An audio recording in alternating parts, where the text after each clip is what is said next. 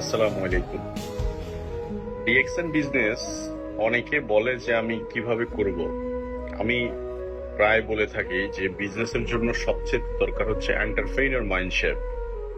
একজন উদ্যোক্তা যেভাবে মাইন্ডসেট করে এক্স্যাক্টলি সেম। যেমন একটু উদাহরণস্বরূপ বললে, যেমন আপনি একটা দোকান যদি আপনি রান করেন, আপনি হুট করেই ওই দোকানটা এস্টাবলিশড হয়ে যাবে না। আপনি যে মাস থেকে রান করলেন ওই মাস থেকেই কিন্তু আপনার কিছু কস্টিং বেড়ে গেছে। যেমন আপনার দোকান ভাড়া, ইলেকট্রিসিটি বিল, এমপ্লয়ার থাকলে এমপ্লয়ারিং কস্টিং, আপনার নিজের মজুরি। আপনি হিসাব করে দেখেন, একটা মিনিমাম অন্তত কস্ট আপনি কিন্তু বাজেট নির্ধারণ করিয়ে থাকেন এবং মাইন্ডসেট করিয়ে থাকেন যে এই টাকাটা আমাকে খরচ, এটা আমাকে দিতেই হবে, কিছু করার নেই। এভাবে অনেকে বলে কিছু করার নাই, অথচ কিন্তু এভাবে করে 6 মাস, 1 বছর, 2 বছর, 5 বছর, 10 বছরও দিয়ে থাকে অনেকে। দেখা যাচ্ছে 10-15 লাখ, 20 লাখ, 50 লাখ টাকা পুঁজি নিয়ে নামছে, সে পুঁজি পিছনের দিকে তাকিয়ে দেখা 10 বছর পরে 2-3 লাখ টাকা হয়ে গেছে। তাহলে টাকাটা চলে গেছে কোথায়? এইসব পারপাসে চলে গেছে।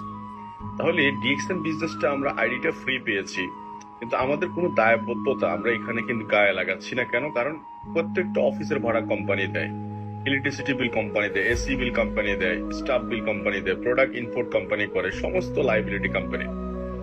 এই কারণে অনেকে এই লাইবিলিটিটুকু মাথায় পেন হিসেবে নিতে চায় না। এটাকে মাইন্ডসেট না করলে তো আসবে না। কারণ হাতে আপনি সরাসরি ফিজিক্যালি দিচ্ছেন না, কিন্তু এটা মাইন্ডসেট করতে হবে।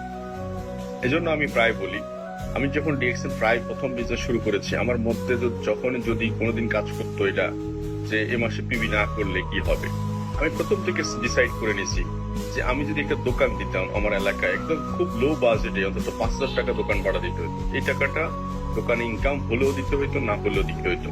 তাহলে হোয়াই নট ডিএক্সএন সিস্টেমে আমি আমার মেনটেনেন্সটা অন্তত করছি না। এবার আসেন, লিডার হিসেবে যদি আপনি নিজেকে প্রুভ করতে চান, আপনি যদি বিজনেসে 1300.9 করেন, তাহলে আপনি আপনার বিজনেসের রোল প্লে করতে পারবেন, আপনি গেম চেঞ্জ করতে পারবেন না। কখনো এটা সম্ভব না যে এই কাজটা আমি করি না সেটা আরেকজনকে দিয়ে করানো। দ্বিতীয় কথা হচ্ছে, আমি প্রায় মিটিং এ বলে থাকি, আপনি ভালো গুড ইউজার, দেন আপনি গুড বিজনেসম্যান। আপনি প্রোডাক্ট কিনবেন তো কেনাইতে পারবেন। এই জন্য আমি প্রায় আমার ডিস্ট্রিবিউটর যারা প্রোডাক্ট কেনে, আমি তাদের সাথে মন খুলে কথা বলি। যারা কেনে না তাদেরকে বলছি ঠিক আছে, আপনি সিদ্ধান্ত নেন। দেখুন, প্রোডাক্ট না কিনলে উনি আরেকজনকে কিভাবে উৎসাহিত করবে? প্রোডাক্ট ইউজ না করলে সে কিভাবে আরেকজনকে প্রোডাক্ট ব্যবহারের কথা সম্বন্ধে বলবে? এবং যে ডিসিশন নিতে পারে না, স্ট্রং ডিসিশন, সে আরেকজন ব্যক্তিকে স্ট্রং ডিসিশন নিতে পারে না। আমাদের এখানে অনেক লোক আছে, আসি দেখি হয় কিনা, মানে ওরা চান্স হিসেবে নিছে। এটা করতে হবে, এটা চান্স নয়, it is a work, dedicational work, because এটা next generation business.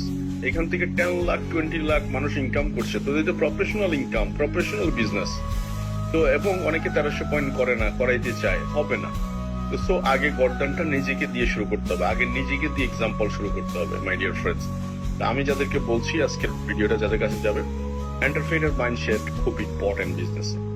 Just feel করুন এবং নিজেকে মেলে ধরুন। আমি আমার লাইফে প্রত্যেকটা অ্যাচিভমেন্ট রাউন্ড ডায়মন্ড পর্যন্ত, ইভেন দো যতটুকু আসছি, আমি দুইটা জিনিস লালন করেছি। একটা হচ্ছে ট্রেডিশনাল মার্কেটে বিজনেসকে গ্রো করার জন্য প্রত্যেকটা স্টেপ বাই স্টেপ এন্টারপ্রেনার যিনি আছেন, উদ্যোক্তা যিনি আছেন, উনি ওনার লিমিটেশন জায়গা থেকে সর্বোচ্চ চেষ্টা করে উনি বিজনেসটাকে বড় করার জন্য। কখনো সিসি লোন মেনটেন করে, কখনো ব্যাংক লোন, আর হাওলাত করে, গোল্ড বন্ধক দিয়ে, জমি বন্ধক, অ্যাকচুয়ালি এই কাজগুলো উনি করে থাকে। তো সো জাস্ট 10,000 টাকা ইনকাম বাড়ানোর জন্য ঈদের সময় আমি দেখি প্রায় 10 লাখ 15 লাখ টাকা ইনকাম বিনিয়োগ করে বসে থাকে গাদার মতো খাটার জন্য। তো হোয়াই নট মি? আমি আমার বিজনেসের ক্ষেত্রে আমি এইভাবে করে বিজনেসটাকে ফিল করি। এবং সর্বোপরি যেটা বলতে চাই, লাস্ট যে মেসেজটা দিতে চাই, সেটা হচ্ছে দ্বিতীয় আরেকটা জিনিস, সেটা হচ্ছে যে আমরা সবাই মিলে ইনকাম করবো, সবাই মিলে খাবো, অল্প অল্প খাবো কিন্তু সবাই মিলে খাবো। এটা হচ্ছে আমার ফিলোসফি। কাউ একদম সব আমাকে খেতে হবে বিষয়টা এটা নয়। তো তো থ্যাংক ইউ ভেরি মাচ। ভালো থাকেন সবাই, সুস্থ থাকেন। আল্লাহ হাফেজ। সালাম আলাইকুম।